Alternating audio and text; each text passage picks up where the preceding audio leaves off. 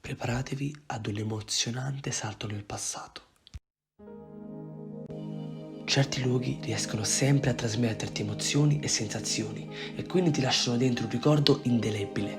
Ci sono certi posti nei quali andavo da piccolo che oggi mi danno letteralmente i brividi anche al solo pensiero. Uno di questi è senza dubbio la Floridiana.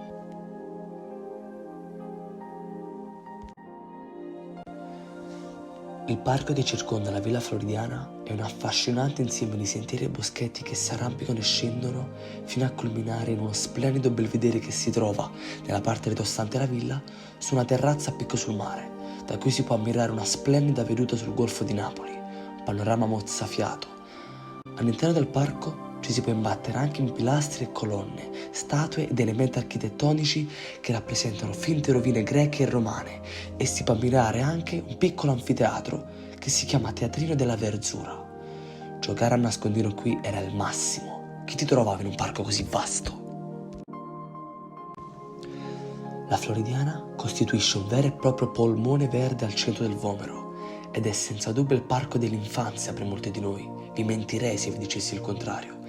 I ricordi che riaffiorano ogni volta che metto i piedi in questo parco sono inevitabili.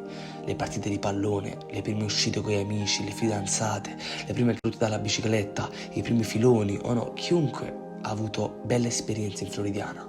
È quasi una certezza. La Floridiana è un parco enorme, ma sapete perché si chiama così?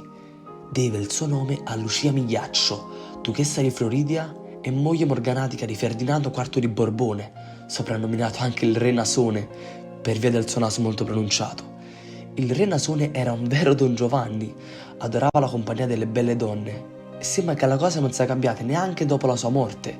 Secondo la leggenda, infatti, il suo fantasma si aggirerebbe ancora per i sentieri della Floridiana, sorridendo appena incrocia una bella donna, per poi sparire nel nulla. La villa fu acquistata dal re nel 1815 e tra il 1817 e il 1819 l'architetto Antonio Niccolini intervenne sul rifacimento della villa, donandole un nuovo aspetto in stile neoclassico e inoltre realizzò anche la costruzione del parco in puro stile romantico, con elementi tipici sia del giardino all'italiana sia di quello all'inglese. Ai ornamenti invece ci pensò il direttore dell'Orto Botanico di Napoli, Frederick Deinhardt, che l'arricchì con oltre 150 specie di piante. In realtà non fu costruita una sola villa, ma ben due, rinominate rispettivamente Villa Lucia e Villa Floridia, divenuta poi Floridiana. Dal 1919 la Villa Floridiana è divenuta proprietà dello Stato che, nel 1927, decise di allestire nell'edificio il Museo Duca di Martina, all'interno del quale fu esposta la collezione di ceramiche appartenuta a Maria Spinelli di Scalea, la quale le aveva ereditate a sua volta dallo zio Placido di Sangro, duca di Martina. Inoltre, in un viale laterale alla villa vi è un monumento. C'è una persona che tiene in mano una cagnetta. Il nome del monumento è appunto Monumento alla Cagnetta e l'animale in questione si pensa essere il cane della duchessa, Lucia Migliaccio. La nostra Floridiana ha fatto anche da rifugio nel 1943 ai partigiani, che vi si nascondevano dentro e attendevano i carri armati fascisti per poterli attaccare di sorpresa. Vi parlo delle 4 famose giornate dove furono cacciati i tedeschi da Napoli. Ragazzi, credetemi, parlando di questo parco mi vengono in mente tutte le cose che mi diceva mio nonno. Lui amava veramente la Floridiana. Una volta, prima della sua morte, ci andai con lui a farci una passeggiata e fu davvero magnifico. Quando lui era piccolo la vedeva come una meta fissa, sempre e comunque. Veniva a fare i picnic, veniva per rompere le scatole alle signore che volevano stare in santa pace, veniva per giocare a pallone. Ricordo che quando i miei genitori mi hanno portato per la prima volta in questo parco sono rimasto subito meravigliato. Mi sembrava il paradiso terrestre, quasi un luogo appartenente all'età dell'oro. Non mi dimenticherò mai quella volta in cui passai una giornata intera alla Floridiana con mia mamma, mio padre e mio fratello. Una delle prime volte che andai alla Floridiana. Mio padre è lì che mi insegnò ad andare sulla bicicletta. La sera stessa dissi subito a mamma e papà che volevo andarci sempre, ogni giorno. Nella Floridiana c'è e ci sarà sempre un pezzo del mio cuore. Non potrebbe essere il contrario, viste le varie esperienze che mi ha regalato.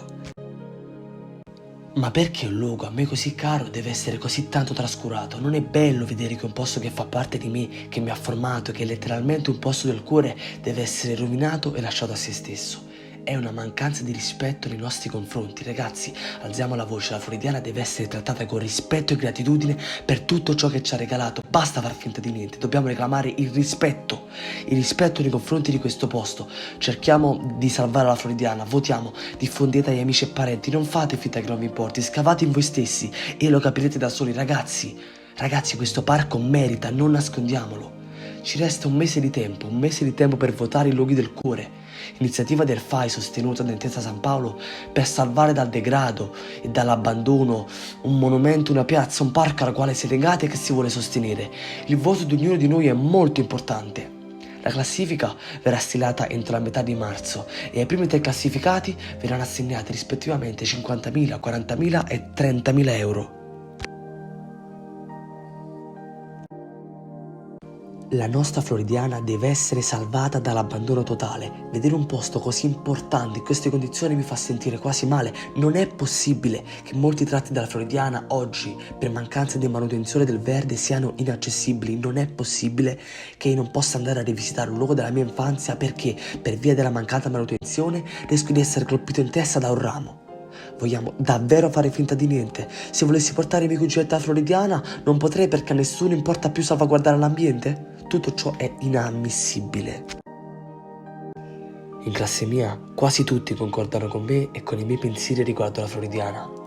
Mi parlano dei loro bellissimi ricordi nel parco, guardie e ladri, nascondino, calcio, picnic, le passeggiate con la famiglia, tutte cose che difficilmente andranno via dai nostri ricordi. La Floridiana non riguarda solo noi ragazzi, pensi anche molte nostre professoresse che da bambine la frequentavano per svagarsi e ora vi ambientano addirittura delle fantastiche lezioni all'aperto. Per noi la Floridiana è e sarà sempre una seconda casa.